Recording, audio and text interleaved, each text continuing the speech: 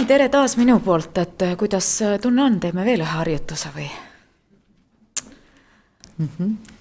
Jaa, pead käivad, ei ole vaja.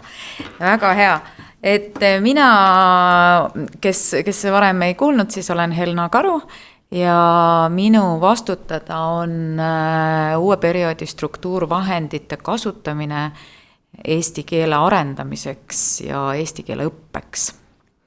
Ja sellest ma täna teile fragmenteeritult räägingi ja jõuame siis oma jutuga välja sinna, mida me saame teha ära haridustöötajate eesti keele õppeks ja seal olete teie meie jaoks väga-väga olulised partnerid. Et Euroopa struktuurvahendid siis uuel perioodil on mõeldud aastateks 2021–2027.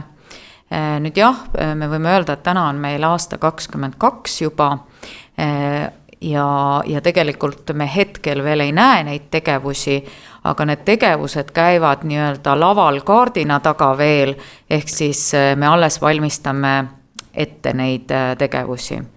Ja meie jaoks siis täidavad need tegevused sellist suurt poliitika eesmärki nagu sotsiaalsem Eesti ja samuti siis alaeesmärki eesti keel ja lõimumine. Ja siin selles tegevuses on meiega koos nii Kultuuriministeerium kui ka Siseministeerium ja ka Sotsiaalministeerium. Igal ühel oma nišš, milles me siis tegutseme.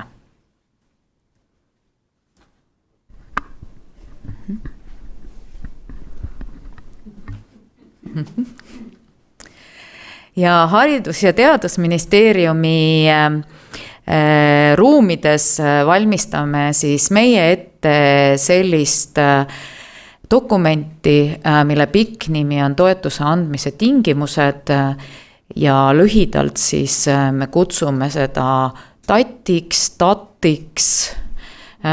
oleneb kes kuidas soovib seda nimetada, aga ma arvan, et ka teie tulevikus, kui te alustate tegevusi selle meie tati või tati raames, saate selle lühendi endale väga suupäraseks. Ja toetuse andmise tingimuste nimi siis Haridus- ja Teadusministeeriumi nišis on eesti keele õppe ja eesti keele õppe ja keeleõppe arendamine.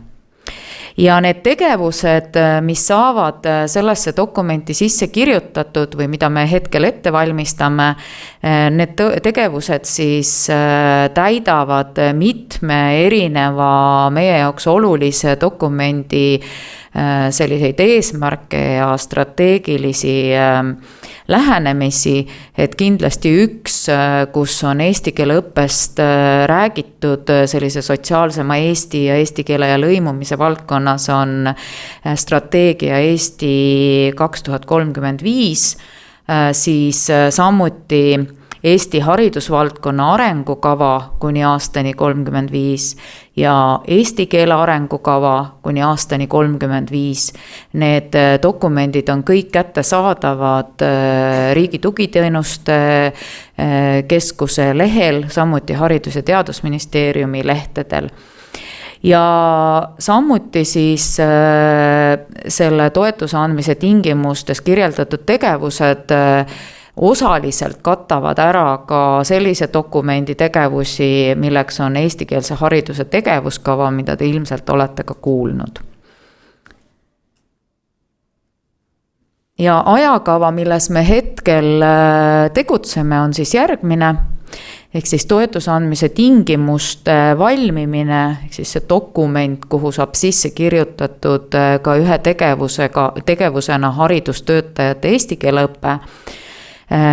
See dokument peaks valmima orienteeruvalt maikuuks, siis läheb ta kooskõlastamisele, kinnitamisele ja kui kinnitatakse ära Euroopa Komisjonis struktuurivahendite rakenduskava, mis meile antud informatsiooni kohaselt peaks siis juhtuma augustis-septembris sellel aastal, siis peale seda põhimõtteliselt saab alustada rakendustasandil siis selle dokumendi tegevuste ettevalmistamisega ja hetkel me siis vaatame sellele nii, et ilmselt kuskil jaanuaris 2023 võiksime siis alustada juba nagu päris tegevuste elluviimisega.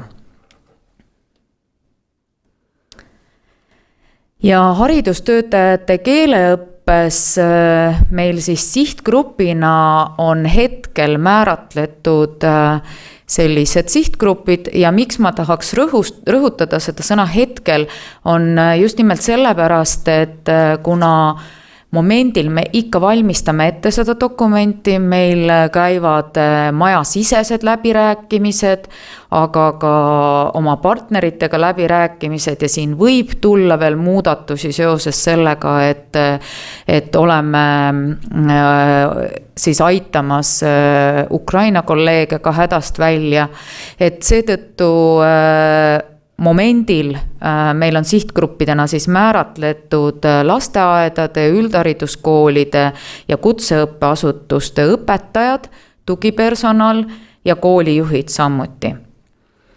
Et see on momendil siis meie sihtgrupp. Ja mida me oleme teinud siis siiamaani, et see eeltöö on olnud hästi pikk, see sai alguse juba eelmise aasta alguses. Ja algas see siis ministeeriumite vahelisest koostööst, kaasa arvatud olid siis sinna kaasatud ka ministeeriumite allasutused, ehk siis INSA, Harno, Keeleamet, EKI ja Töötukassa ka. Et on olnud väga palju kohtumisi, väga palju konstruktiivseid vaidlusi, arutelusid, ettepanekuid, mis kõik olid siis selle perioodi ettevalmistamiseks vajalikud. Siis lisaks sellele oleme me käinud Haridus- ja Teadusministeeriumi grupiga, kus oli ka esindatud siis Keeleameti Pille ja siis ka EKI töötaja. Oleme käinud läbi sellise väga uhke meetmedisaini koolituse, mille raames me siis arutasime just nimelt haridustöötajate keeleõppe vajadusi, kitsaskohti, võimalikke õppetöökorralduslikke momente. Nii et see oli väga intensiivne koolitus, kus siis põhiliselt me lahkasimegi just nimelt seda haridustöötajate keeleõppe teemat. Lisaks sellele käib meil regulaarselt koos Haridus- ja Teadusministeeriumi sisene töögrupp. Igal nädalal kohtume me 3 tunniks, et kõiki neid eesti keele tegevusi ette valmistada. Appi on tulnud meile ka juba eelmise aasta suvest siis Keeleamet, kes siis on kaardistanud erinevaid vajadusi ja murekohti, mis on seotud just nimelt haridustöötajate eesti keele oskusega.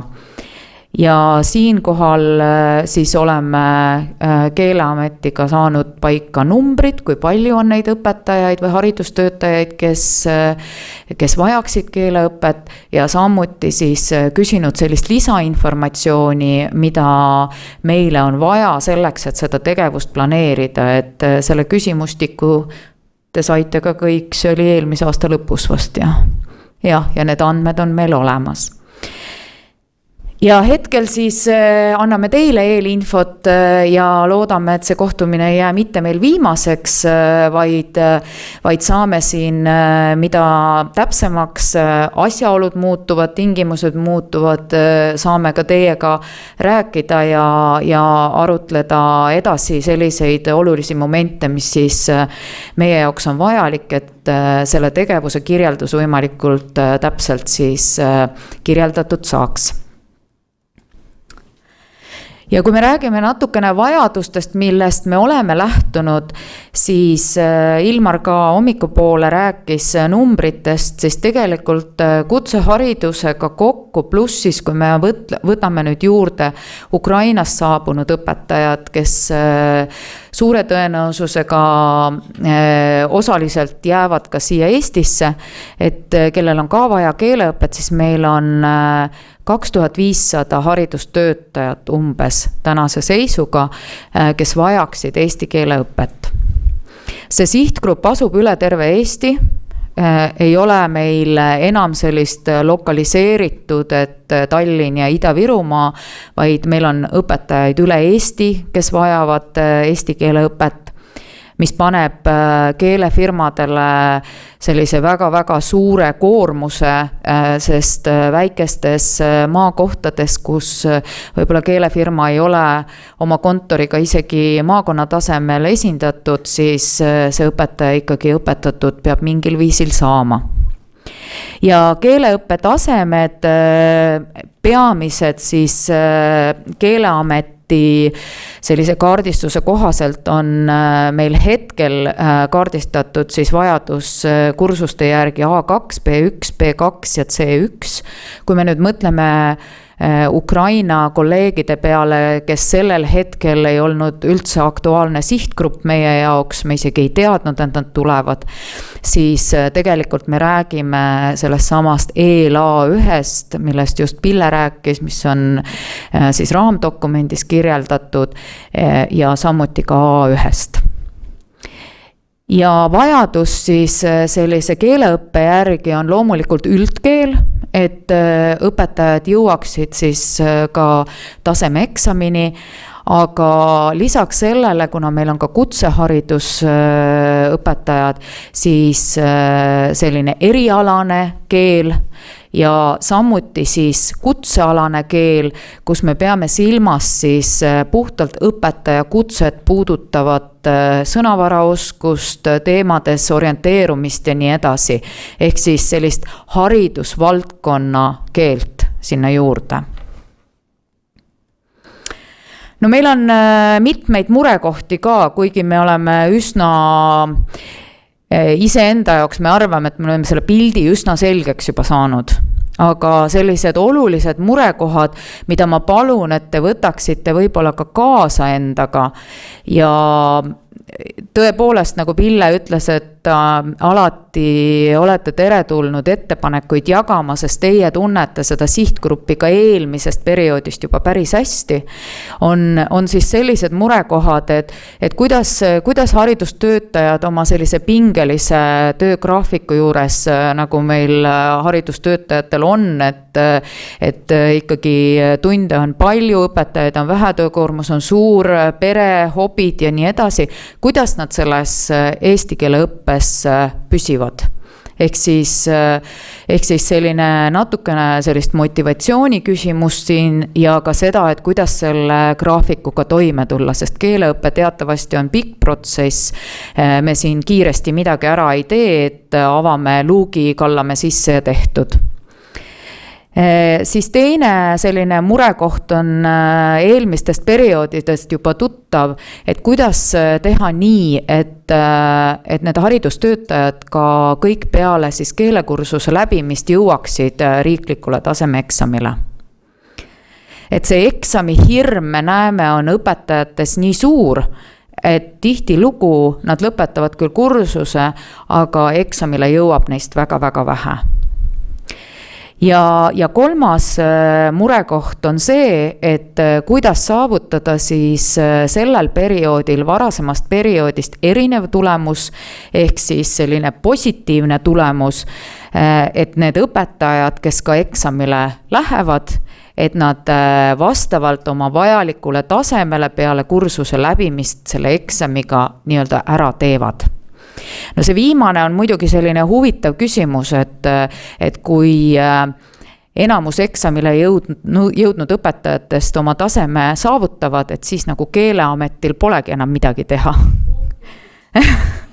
aga hea on muidugi see, et kui me saame nagu õpetajatega enam-vähem ühele poole, et siis ju saab keskenduda teistele sihtgruppidele ka ja seda rohkem. Aga tõepoolest, et hästi olulised küsimused tõesti, et kuidas õpetajad eksamile läheksid kergema ja rahulikuma südamega ja milline peab olema nende selline psühholoogiline ja teadmiste baasil ettevalmistus, et see eksam ka vastavale tasemele ära tehakse.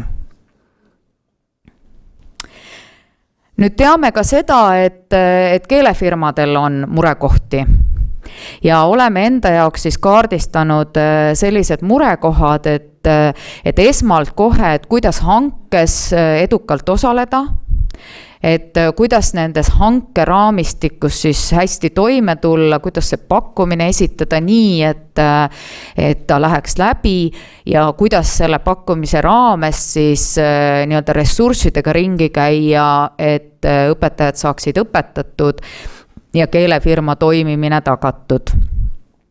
Siis samuti suur murekoht üleüldse Eestis polegi vist mõtet üldse korrata, on see, et kust need õpetajad tulevad. Et õnneks igas halvas asjas on ka natukene head, et seoses siis sellega, et oleme kaasatud Ukraina kriisi, on hetkel ka plaanid täiendavalt nagu õpetajaid ette valmistada. Kui palju me neid õpetajaid suudame ette valmistada nii väikse ajaga, ei oska täna öelda, aga me oleme selle enda jaoks ära markeerinud, et see on murekoht ja me proovime sellega tegeleda. Siis keeleõpetajate täienduskoolitus, et seda olete te ise tagasi peegeldanud, et on küsimusi olnud siin digioskuste rakendamises, juhul kui me peaksime järgmisel perioodil taas sellisesse situatsiooni sattuma, kus meil on vaja teha veebiõpet ja veebiõppe tegemine keeleõppe valdkonnas on päris suur väljakutse. Siis samuti metoodikaalased täienduskoolitused ja samuti siis ka õppematerjalide koostamise koolitused, et õppematerjalid oleks tõesti koostatud tasemesse ja nad vastaksid siis täiskasvanud õppija sellisele huvile ja kui me räägime haridustöötajatest, ehk siis need peaksid ka siis kutsealaselt ja erialaselt siis olema õpetajale kasulikud. Siis see, et meil valitseb õppematerjalide ja metoodiliste materjalide nappus, tegelikult metoodilisi materjale on meil päris palju, kui me nüüd oleme selle Ukraina kriisi jooksul püüdnud neid kaardistada, aga küsimus on lihtsalt selles, et õpetajatel on päris vähe aega, et nendes materjalides ringi tuuseldada ja leida võib-olla endale see sobiv nipp, mis aitaks siis edasi, aga ma arvan, et võib-olla nagu hea on juba see, et me oleme need materjalid ära kaardistanud, ehk siis nad on kuskil ühe lehe peal koos ja on võimalik sealt siis kas või pealkirja järgi sellesse sisusse süübida. Siis lisaks sellele on keelefirmad ka nimetanud, et sellised õppekorralduslikud küsimused ja ka see vastutus, et kuidas see õppija ehk siis see haridustöötaja selles keeleõppes püsib, et need kõik on sellised murekohad, mida me siis oleme püüdnud ka lahata ja mõelda, et kuidas neid lahendada ja siinkohal täpselt samamoodi, et lisaks sellele, et me need saime ära kaardistada teie abiga, ootame ka selliseid võib-olla teiepoolseid häid ettepanekuid tulevikus, et kuidas me nendega saaksime paremini tegeleda. Ja sellega on selline üleüldine tutvustus hetkel minu poolt tehtud, et ega täna ei olegi otseselt väga palju rääkida sellest nii-öelda keeleõppe korraldamise sisust, et sellest me saame rääkida mõnel järgmisel kohtumisel, kui meie kirjeldused on valmis tehtud ja me saame juba konkreetsemalt neid asju rääkida, aga selline üldine info teile siit siis kaasa. Ja hea meelega vastan siis küsimustele, kui hetkel on kellelgi kohe midagi küsida või mõni hea ettepanek teha või kommentaar või täiendus.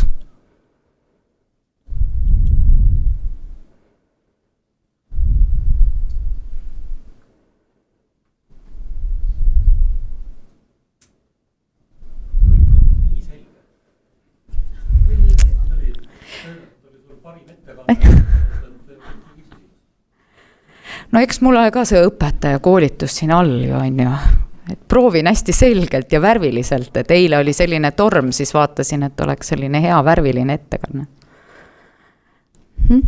Aga kui hetkel ei ole midagi, siis igal juhul saame ju vabalt pärast edasi suhelda ja minu kontaktid on Haridus- ja Teadusministeeriumi leheküljel, et või siis küsimused Pillele, me Pillega ka suhtleme või teisele Pillele, et alati võite võtta ühendust ja küsida või teha oma ettepanekuid ja kindlasti sellist tulevikuvaatest me tahaks küll ühte kohtumist kindlasti veel teha, et nagu nendesse teemadesse süvitsi rohkem sisse minna ja kasutada seda teie potentsiaali ja kogemust, et nendele murekohtadele häid lahendusi leida. Aitäh teile!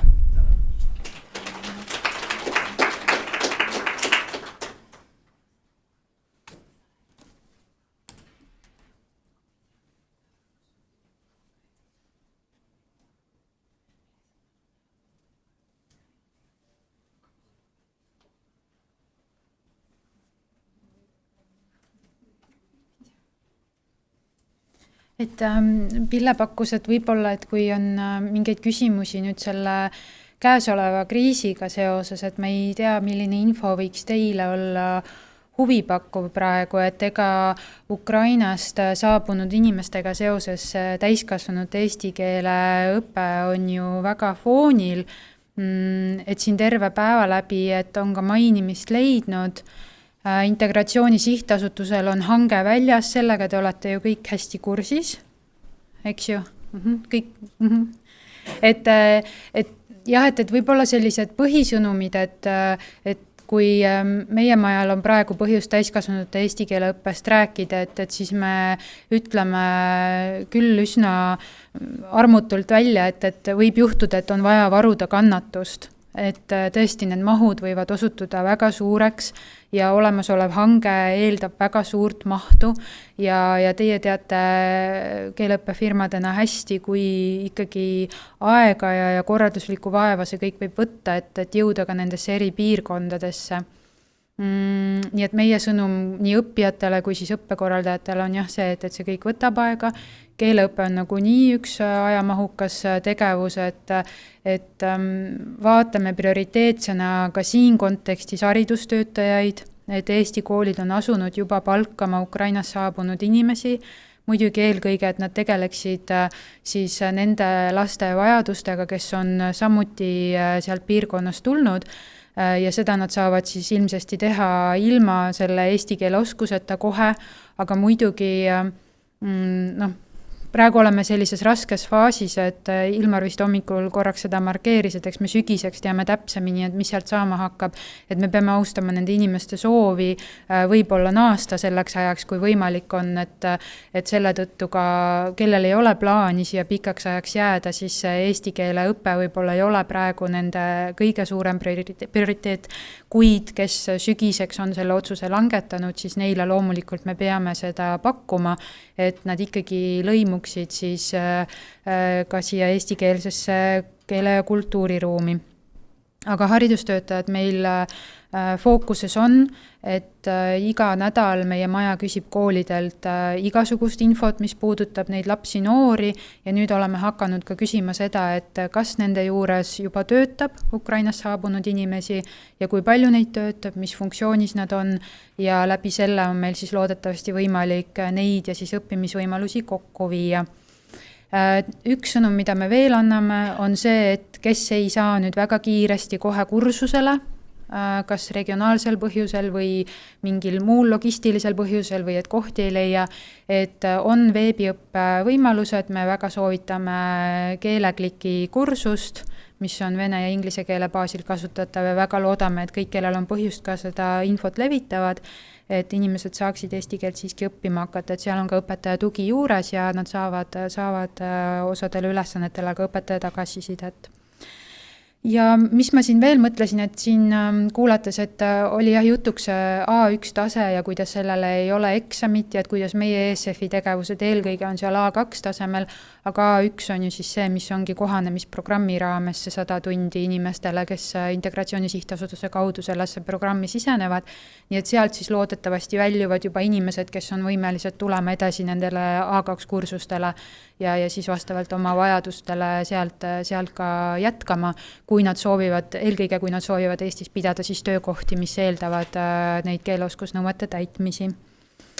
Aga ma ei teagi et ma tegelikult ei tahagi võtta seisukohta, et ma siin oskan ammendaval kõigile nendele küsimustele vastata, aga ministeeriumide koostöös me tegeleme, et Töötukassa kolleegid on ka täna siin ja et selles mõttes, et me tegeleme, et meil on riigis selline nähtus nagu riigikeele nõukoda ja käime koos ja kriisi raames veel eriti tihedalt, et seal on kõik ministeeriumid, kes tegelevad täiskasvanute eesti keele õppega ning nende allasutused, et ma ei tea, Karin nüüd liigub nii otsustavalt minu suunas, kas sa tahad ka midagi öelda?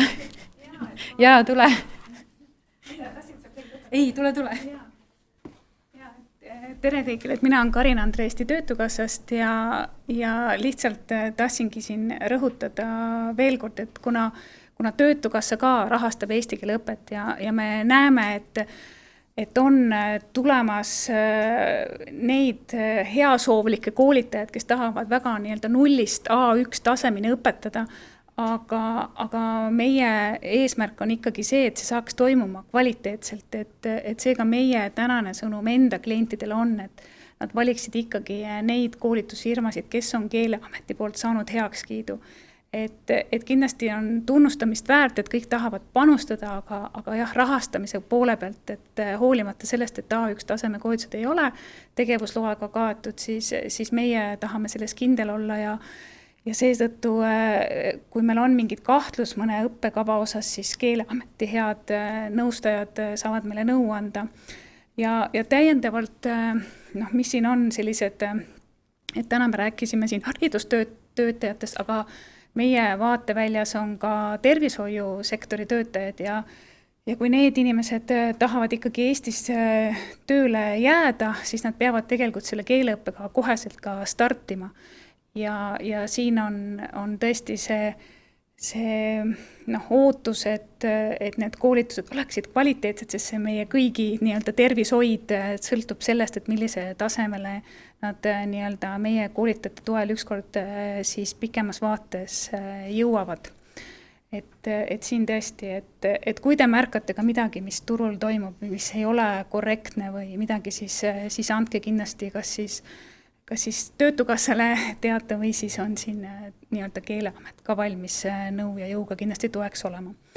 Ja meil on koolitustoetus tööandjatele ka samamoodi eesti keele toetuseks, nagu paljud teavad, et siin on meil ka selline lähenemine, et kuna tööandjad on vahest sellises teadmatuses, et milline on see õige metoodika oma töötajate eesti keele õpetamisel, siis siin on meil Integratsiooni Sihtasutuse nõustajad hästi suureks toeks, kes siis nõustavad tööandjaid, kuidas seda õiget koolitusmetoodikat ja gruppi siis valida, et siin ka lihtsalt kõigile teadmiseks, et miks me vahest tööandjaid nii-öelda Integratsiooni Sihtasutuse suuname, on see, et nemad on need eksperdid, kes oskavad seda nõu anda. Sest tõesti koolitusturul on väga palju erinevaid nii-öelda kvaliteediga kursusi.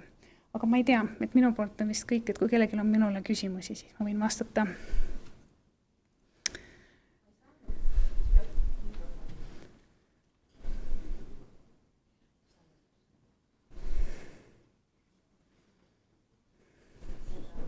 Allo, seda A1 saadavust, kas te saaksite täpsemalt seletada? et töötukassa, ma sain teie jutust aru, et töötukassa justkui ei toeta A1 kursust. Ei, toetame küll A1-ni tasemeni jõudmist, toetame, aga lihtsalt küsimus on selles, et me hästi kriitiliselt vaatame, kes on need koolitajad. Et me vaatame, et nad võiksid olla nii-öelda Keeleameti heakskiidu saanud koolitusfirmad, et see annab meile kindluse, et need on nii-öelda kvaliteetsed koolitajad. Et jah, turul võib nii-öelda koolitada väga erinevalt, aga kui töötukassa on rahastaja rollis, siis meie peame selle nii-öelda maksumaksja rahaga õiglaselt ringi käima. Selge, aitäh. Võib-olla selle A1 taseme juurde, et ajutise kaitse saajad, siis Ukrainast saabunud sõjapõgenikud hakkavad saama keeleõpet A1 tasemel ja tõepoolest siis töötukassa kaudu saab tööandja kaudu, eks ju, aga põhiskeem, kuidas siis õppijad peaksid keelegruppidesse jõudma, on see, et nad peavad saama ajutise kaitse loa, ehk nad peavad Politsei- ja Piirivalveametisse oma dokumendid korda tegema ja peale seda, kui nad on ennast seal dokumendid korda saanud, Politsei- ja Piirivalveamet saadab nendele inimestele kõigile kutsed, kus on kirjas juhis ja kuidas registreerida keelekursusele. Nendel on kohustus ajutise kaitse saades läbida A1 taseme koolitus mahus vähemalt 80 tundi kohanemisprogrammi koolituse määruse järgi. Ja PPA kontrollib seda aasta, ehk järelevalve toimub sellele. Et see on hästi oluline, et need osa inimesi on pöördunud juba koolitusfirmadesse ja soovivad A1 taset ja juba pakuvad seda, siis on hästi oluline, et nendele inimestele antakse välja koolituse lõpus ka tunnistus, et ta on läbinud 80 tundi. Kui ta on vähem läbinud, siis siin oli see tõendi teema, nüüd ma jään vastuse võlgu, et 60 tundi võib-olla peab olema läbitud, et nad ei jääks nii ütelda hammasrataste vahele, et ühelt poolt me oleme koolituse andnud, ta on käinud, aga tegelikult võib-olla on saanud väiksema mahu. Oluline on koolitajatel pakkuda vähemalt 80 tundi seda A1 tasemel keelekoolitust. Integratsiooni sihtasutuse hange on tõepoolest välja läinud ja kohanemisprogrammi need A1 taseme koolitused, need ongi need hankega sisse ostetavad koolitusgrupid, keeltekoolide kaudu keelekoolid siis hakkavad neid õpetama. Et mahud on tõepoolest suured, me ootame kõiki koolitajaid sellest hankest osa võtma, ühispakkumusi tegema, läbi rääkima, et seda pakkuda ja omalt poolt me oleme näinud ka seda suurt riski, et tekib õpetajate puudus. Täna on meil õpetajate nimekirjas ennast vabatahtlikena nii-öelda üles andnud, kes tahavad keelt õpetada ja on valmis seda tegema suvel, sügisel, kevadel, järgmisel aastal, hommikul, päeval või õhtul ja me nõuame ikkagi ka õpetajale seatud nõudeid ja neid on üles andnud üle 120 inimese ja ma väga loodan, et need inimesed leiavad rakendust ka hankes edukaks osutunud pakkujate seas, et neid õpetajaid on võimalik värvata. Seal on inimesi, kes soovivad individuaalõpet pakkuda, kes soovivad keelesõbra programmis on, kes soovivad gruppides õpetada, et need samad tingimused, mis on ka hankes, on ka nendele inimestele seatud ja kes on need nõuded täitnud, siis põhimõtteliselt saavad ka keelt õpetada. Et see on nagu meiepoolne integratsiooni sihtasutuse poolne nii-öelda õpetajate vabatahtlik üleskorjamine, kogumine, et tahan öelda, et kui teil on, kes või teie poole pöördub, et tahab keelt õpetada, siis võib suunata integratsiooni sihtasutusse, meil on see pealehel 3. uudisena, hoiame seda pidevalt üleval, et seal on üleval ankeet, mille kaudu saab siis registreerida, endast märku anda. See ei tähenda, et nüüd keeltekoolide õpetajad, kes keeltekoolides õpetavad täiskohaga, et nemad peaksid ennast seal üles andma, et nendele ma arvan, et tööd jagub niikuinii. Aga kõik, kes veel tahavad nii-öelda panustada sellesse protsessi, siis see on võimalik.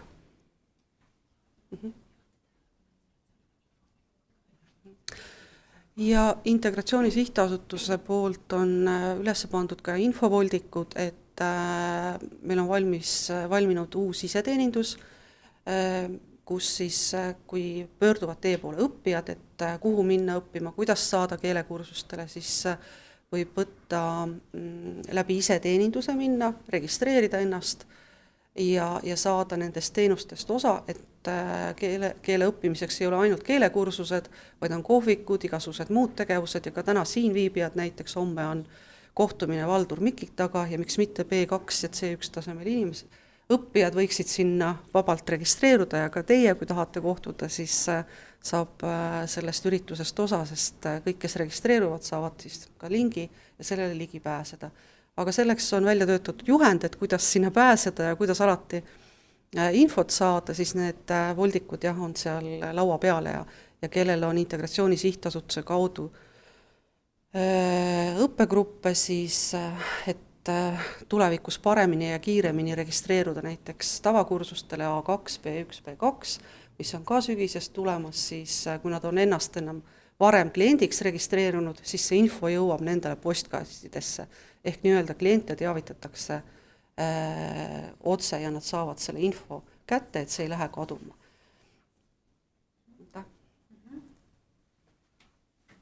Jaa, aitäh, et see on vabariigis toimiva eesti keele õppe selline hetkeolukord, et mitmed ministeeriumid ja nende allasutused tegelevad, et seetõttu ka siis eri haldusalade allasutuste kolleegid on siin õnneks kohe võtta, saavad kommenteerida, et me teame seda, et see võib olla natukene segadust tekitav ja ei ole alati kindlasti ütleme Ukrainast saabunud inimesele väga arusaadav, kuhu ta millega peaks minema, aga et see on ajalooliselt niimoodi kujunenud selle eesmärgiga just, et see sihtrühm saaks oma vajaduse kaetud just selles kontekstis, kus tema vajadusi mõistetakse. Aga muidugi seda infot võib olla üksjagu. See ankeet, mida Jaana mainis, et kus inimesed saavad ennast üles anda, et see on see pigem, nagu sa rõhutasid, et mitte see, et nüüd olemasolevad õpetajad läheks, vaid just see pingi pikendamise projekt on see, et koguda infot inimeste kohta, kellel on mingi filoloogiline haridus või haridus ja nad tunnevad, et nad on valmis ja väga hea on see, et see ankeet küsib ka selle kohta, kas inimene sooviks täienduskoolitust saada ja meie siis omalt poolt vaatame neid võimalusi, et siin suvel ja järgmisel sügisel pakkuda siis nendele inimestele võimalust omandada või lihvida oskusi täiskasvanute keele õpetamises ja loodetavasti siis teie kõigi kolleege saaksime ajapikku juurde tekitada. Ma korraks lihtsalt avan, ma arvan, et te kõik juba teate, et ministeeriumi kodulehel on eraldi alaosa Ukrainaga seotud teemadel.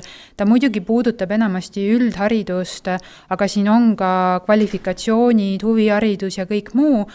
Siin on ka KKK osa, kus me kuvame ka täiskasvanute eesti keele õppe sellist elementaarset infot, mida me siin jooksvalt täiendame, et see on rohkem ilmselt õppijale või teda nõustavale inimesele orienteeritud, kus on need erinevad võimalused ära toodud, sealhulgas siis iseseisva keeleõppe võimalused, seesama ankeet, et kus saab endast märku anda, kui inimene tunneb, et ta väga tahab panustada ja ka natukene siis tööandja vaates, aga nagu ütlesin, et me seda jooksvalt siin täiendame, aga siit saate sellise esmase info selle kohta, et see pakkujate paljusus on täitsa olemas meil.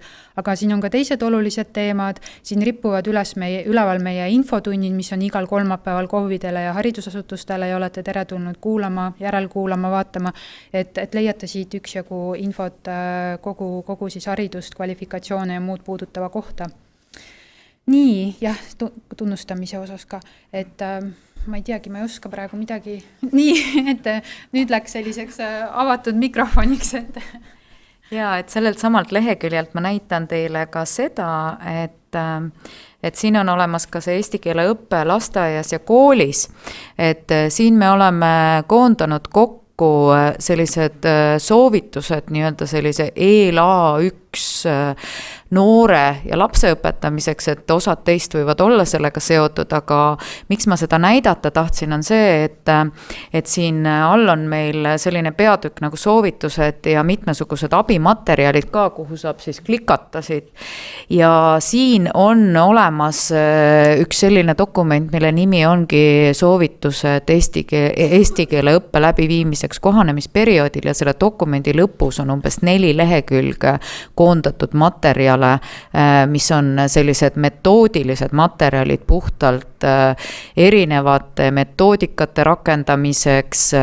Sinna oleme ka INSA materjale pannud üles just nimelt keeleklubide läbiviimise ja kõige selle kohta, et loomulikult INSA leheküljelt täiskasvanute õppeks leiab neid paremini ja lihtsamini üles, aga selle materjali kogu selline eelis on see, et need kõik on veebist kättesaadavad ja selles mõttes sellisele esimeses nooruses olevale täiskasvanule võib sealt leida ka päris palju häid mõtteid, et tutvuge selle leheküljega, et siin tõesti on ja eriti need video nii-öelda tunnid või infotunnid, mida siis tehakse, et seal on päris head materjali. Aitäh! Jaa, palun!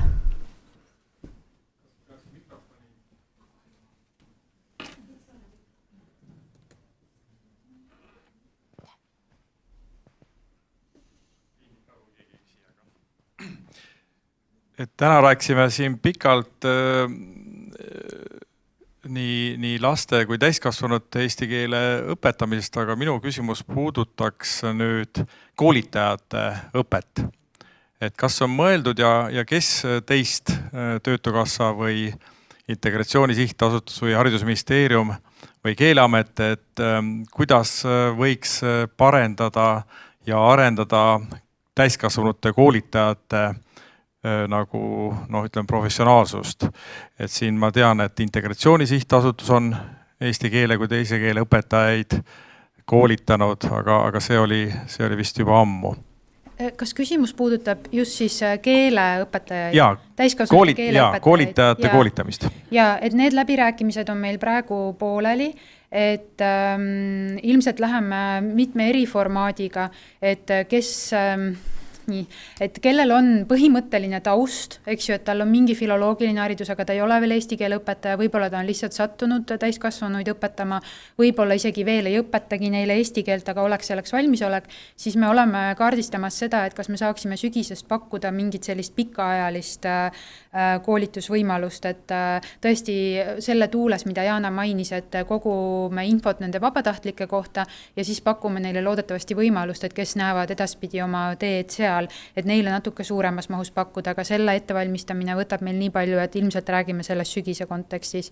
Enne seda praegu on meil arutamisel, et kuidas pakkuda lühemaid, et kas 40 tundi või midagi sellist, et seesama Riigikeele Nõukoda käib ka praegu koos ja jälgib hetkel veel seda olukorda, mis kujuneb.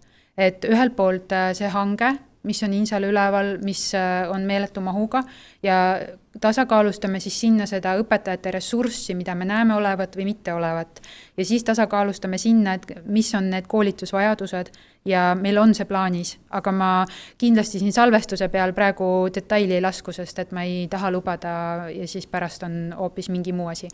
Aga mõtleme nii sellele pikale perspektiivile, et mis võiks olla mingi selline pooleaastane koolitus ja mis võiks olla siis selline kiirabi, et inimene, kes tõesti tuleb ja tahab praegu aidata neid inimesi, kes on riiki tulnud, et kuidas ta saaks. Ja ESF-i raames räägime muidugi ka laiemalt, et ka ilma Ukraina kriisita oli meie selles samas ESF-i ümbrikus plaanis siis pakkuda ka täiskasvanud eesti keele õpetajatele või siis teie kolleegidele koolitusvõimalust, sest et me oleme teadlikud sellest, et natukene see eraturu kontekstis toimiv sektor on jäänud koolituste mõttes nagu, mitte just üksi, aga ei ole võib-olla nii toetatud olnud, kui on siin üldharidus. Nii et vastus on jah. Ja ma võin täpsemalt siin lisada, et lisaks nendele metoodikakoolitustele, mida me siis kuni 27. aastani oleme mõelnud ka erasektori täiskasvanute eesti keele õpetajatele pakkuda, on mõte teha ka selliseid koostööseminare, ehk siis kogemuste jagamise seminare, kus tõesti teie õpetajad saaksid kokku ja jagada mingisuguseid olulisi nüansse oma töös või mis on väga hästi läinud, sest me oleme näinud, et üldhariduskoolide õpetajate puhul need koostöö või sellised kogemuste jagamise seminarid väga hästi on töötanud. Loomulikult me ei saa neid teha üleliia palju, sest sündmusi tuleb järgmise sellise struktuurfondide perioodi jooksul väga palju ja väga nagu kontsentreeritult ühele sihtgrupile, aga ka koostööseminari selline formaat lisaks koolitustele tuleb juurde.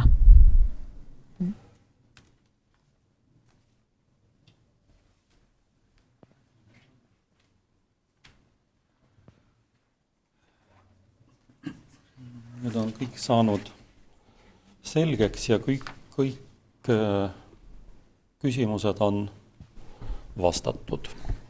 Et ma natukene, enne kui ma lähen lõppsõna juurde, ma tahaksin kommenteerida seda A1 küsimust, miks see on nii keeruline. See on keeruline sellepärast, et A1 taseme juriidiline staatus on hoopis teine kui A2 ja sealt edasi. Kõik keelefirmad, kes valmistavad ette nendeks tasemeeksamiteks, mida meil praegu korraldatakse, peavad laskma oma õppekavad hinnata. Ja seda me teeme alates A2-st. Aga need keelefirmad, kes õpetavad ainult A1 tasemel, nad ei läbi mitte mingisugust kvaliteedikontrolli.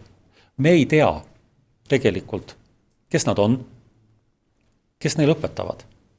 Ja see ongi üks põhjus, miks Töötukassa tahaks, et ka need firmad, kes A1 tasemel õpetavad, oleksid läbinud kvaliteedikontrolli teistel tasemetel. Et me teame tegelikult, mis nende paberite taga on. Ja see on ka üks põhjus, miks mina väga tahaksin, et see A1 eksam oleks ka tegelikult olemas ja et ka need õppekavad siis läbiksid tegeliku kvaliteedikontrolli. Kui siin natukene võrrelda mõne muu valdkonnaga, siis inimese elus, kui ta tahab kiiresti 2 jalal edasi liikuda, on hästi oluline see, et ta õpiks kõndima. Ja keeleõppe mõttes see A1 on ju tegelikult see kõndima õppimine. Aga see just, kui meid ei huvita. Me hakkame jälgima ja toetama teda siis, kui ta juba oskab kõndida. Aga mis enne toimub? See kedagi ei huvita. Ta huvitab küll, aga ta juriidiliselt praegu ei oma tähtsust. Ja ma olen ise natukene ühte võõrkeelt õpetanud ja mul on kodus ka abikaasa, kes on teise võõrkeele õpetaja ja me oleme mõlemad arvamusel, et need esimesed sammud on kõige tähtsamad. Näiteks, kui me oleme omavahel arutanud seda, et kas õpetajal võiks olla aktsent või mitte, siis meie omavahelistes vestlustes oleme jõudnud järeldusele, et tegelikult B2 või C1 tasemel võib-olla isegi võiks. Aga A1 tasemel oleks väga hea, kui õpetaja hääldus oleks korrektne. Aga seda me ei nõua.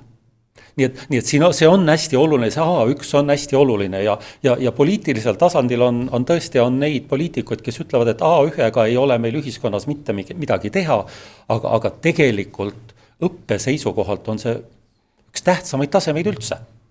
Nii et ma loodan, et me selle teemaga saame edasi minna, et see A1 eksam ikkagi ükskord tuleb ja need samad keelefirmad, kellel on siis praegu kogemus olemas teistel tasemetel, et nad tulevad turule ka A1 õppekavadega.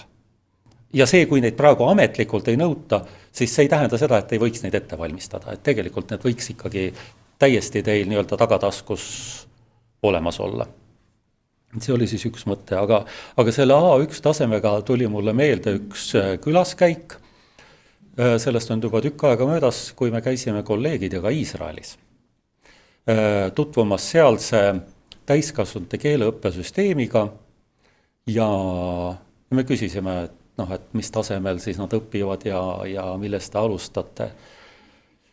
Ja nemad ütlesid, et ei, me ei alusta ei B1-st, A2-st, me ei alusta isegi mitte A1-st ega A1-st, vaid väga paljude Iisraeli tagasi pöörduvate juudi rahvusest, kuid teistest ühiskondadest, teistest kultuuridest pärit inimeste puhul me alustame sellest, et me tutvustame neile, mis on kirjutusvahend ja kuidas seda käes hoida.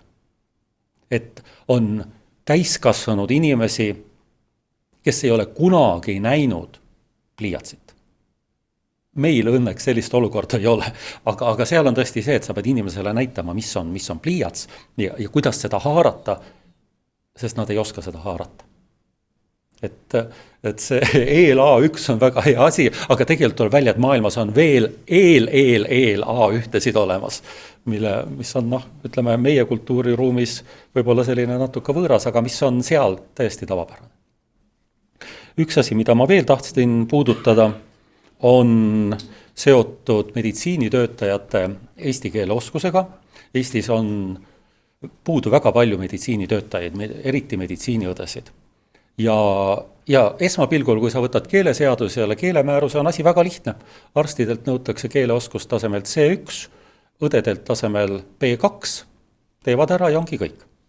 Aga tegelikult on meditsiinitöötajad nii-öelda reguleeritud eriala, mis tähendab seda, et nad ei tohi enne praktiseerima hakata, enne kui nad on kantud meditsiinitöötajate registrisse ehk tervishoiutöötajate registrisse ja selleks, et kolmandatest riikidest pärit meditsiinitöötajad sinna kantaks, on 2 nõuet lisaks eesti keele oskusele. Nad peavad läbima praktika Eesti meditsiiniasutuses ja nad peavad sooritama eestikeelse vastavuseksami. Ja praegu need asutused, kes praktikat korraldavad, on seisukohal olnud siiani enne Ukraina sõjapõgenike tulekut, et juba praktikale siirdumisel peaksid nad eesti keelt oskama. Ja loomulikult, kui arsti või õe vastavuseksam toimub eesti keeles, siis see on üsna nõudlik keeleoskus, mida on vaja arsti eksamil teada, sellepärast, et kui sa oled anatoomia õpikut vaadanud, kui ainuüksi on sul mingeid luid 600, mille nimetusi sa pead teadma vähemasti ladina keeles ja ka võib-olla neid eesti keeles teadma, siis arsti keeleoskus on üsna nõudlik, samuti meditsiiniööl. Nüüd seoses Ukraina sõjapõgenikega ja sealt tulnud meditsiiniõdedega on juttu olnud sellest, et võib-olla praktikale minekul seda eesti keele oskust veel ei nõuta, aga eksam tuleb ikkagi sooritada eesti keeles. See tähendab seda, et meil on tegelikult juba päris palju neid nii-öelda potentsiaalseid meditsiiniõdesid, kes tahaksid kohe hakata eesti keelt õppima. Et tõesti see meie tööpold on tõesti väga lai. Nõnda. Aga nüüd võtame siis selle päeva kokku. Me oleme, on kuskil...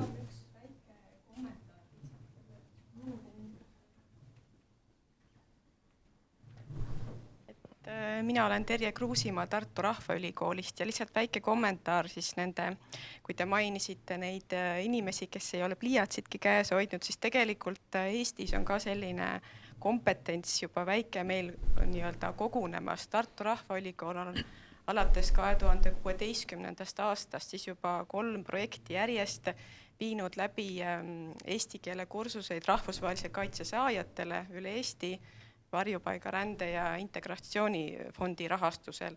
Ja meie õppijate hulgas ongi ka selliseid õppijaid, siis kellel pole olnud ligipääsu haridusele ja kelle keeleõppe algabki siis nii-öelda veel enne seda EEL-A1.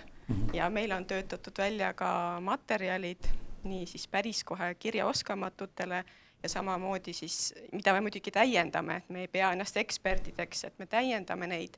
Oleme kutsunud koolitama soomlasi, oleme ise palju oma õpetajatega koostööseminare teinud ja oleme käinud ka rääkimas ülikoolide juures, et see on lihtsalt selline väike, et ka Eestis on siis selline kogemus hakanud vaikselt nii-öelda kogunema. Jah, see on tõenäoliselt globaliseeruvas maailmas üsna oluline.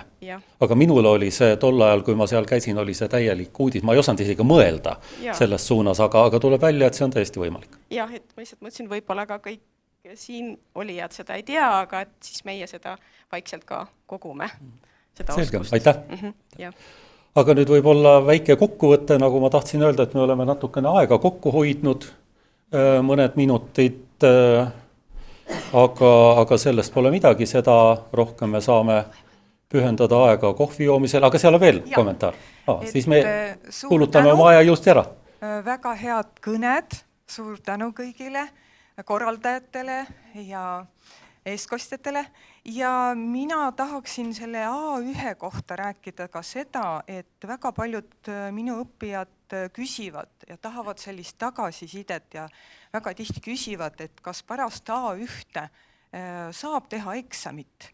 Ja siis nad on väga kurvad, et nad tegid tegelikult rohkem kui 100, ütleme 9 kuud tegid tugevat tööd ja ei olegi sellist tagasisidet. Ja siis ka see, et mis puudutab nüüd seda koolitusluba, et vaat sellest A1-st tegelikult algabki, kas õppijal on edasi motivatsioon õppida või ei ole.